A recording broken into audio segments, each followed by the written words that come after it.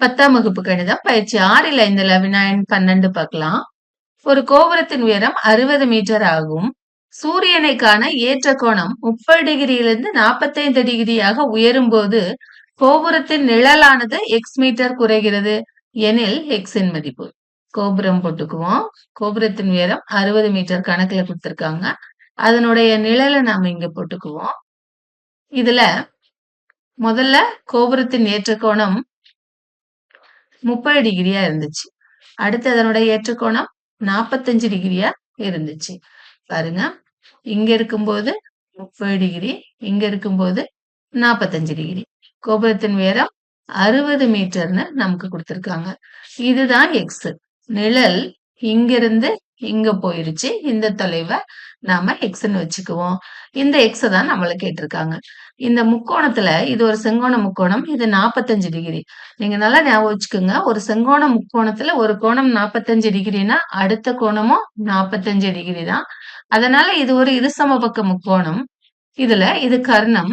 இது 60 மீட்டர்னா அப்ப இதுவும் 60 மீட்டர். அதாவது சம பக்கங்களுக்கு எதிரே உள்ள கோணங்கள் சமம். அப்ப இந்த 2 கோணங்களும் சமம்னா அந்த பக்கங்கள் சமம். அதனால இது 60னா இது 60 தான்.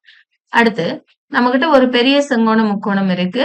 அதுல 30 டிகிரி நமக்கு கொடுத்திருக்காங்க. அதுக்கு நாம tan எடுப்போம். tan 30 டிகிரி சமம் எதிர்பக்கம் 60 பை அடுத்துள்ள பக்கம் எக்ஸ் பிளஸ் 60. tan 30ஓட மதிப்பு 1/√3 சமம் 60 பை எக்ஸ் பிளஸ் 60. குறுக்கு பெருக்கல் பெருக்குவோம். பெருக்கணும்னா எக்ஸ் பிளஸ் 60 சமம் 60√3ன்னு கிடைக்கும். 60 அந்த பக்கம் கொண்டு போய் கழிங்க. அப்படின்னா அந்த பக்கம் எக்ஸ் சமம் 60√3 மைனஸ் 60ன்னு கிடைக்கும்.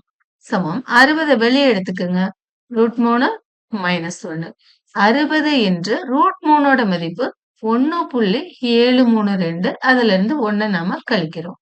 கழிச்சோம்னா 60 பெருக்கல் 0.732ன்னு கிடைக்கும். பெருக்குவோம்.